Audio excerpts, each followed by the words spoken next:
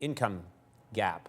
I think to me personally, the income inequality in this country, and I'm speaking as someone who's done very well, much better than anyone thought I'd do in high school, and I'm ashamed by the income inequality in this country, and I'm wondering what can we do that actually brings back more of a sense of a middle class? Because I often think if these younger people or these poor people that are disenfranchised, if we don't help them, our country just doesn't work. Well, for the last 35 years, the median income, that is the income halfway, I'm not talking about average. Average, Shaquille, you and I have an average height of what, 5'11". I mean, averages don't tell you much. Right. Median is the most important thing. And the median income for 35 years has not increased, if you adjust for inflation, for most people in this country. And that's where a lot of the anxiousness and the anxiety, the frustration, the anger has come from. And it was there before Donald Trump. It was there brewing. I remember in the 1990s when I was Secretary of Labor.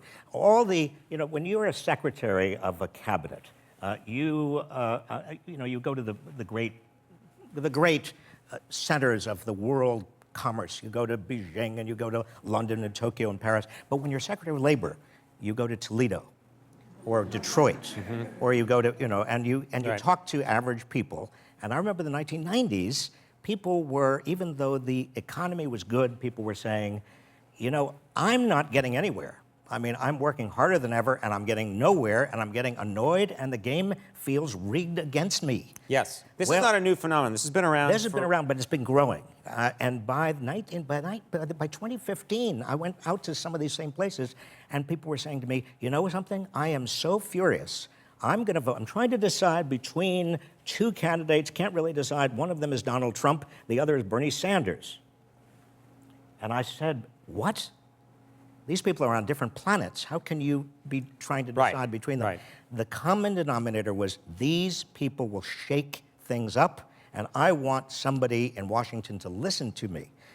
Now, I'm not saying Donald Trump is listening to them. He said he drained the swamp. The swamp is deeper and bigger and broader, and there are more swamp creatures than ever before. But I think the anger that he got into office on is still there. Yes, yeah. And if we don't do anything about that, we're just going to have more Donald Trumps, as far as the eye can see. Right, or the pendulum will swing in further extremes one way or the other. Or the pendulum may swing in further extremes. Now, again, I'm optimistic. We have more people involved in politics today than ever before. It's the old saw. It's only when you are about to lose something that you value it, that you really understand its value. And that's true of democracy. If we don't understand how fragile democracy is, we're going to lose it, which means that you and I and all of you and everybody Washington, everybody watching, we've got to, all of us, get involved. We've got to vote. Do you hear me? Vote in the next election.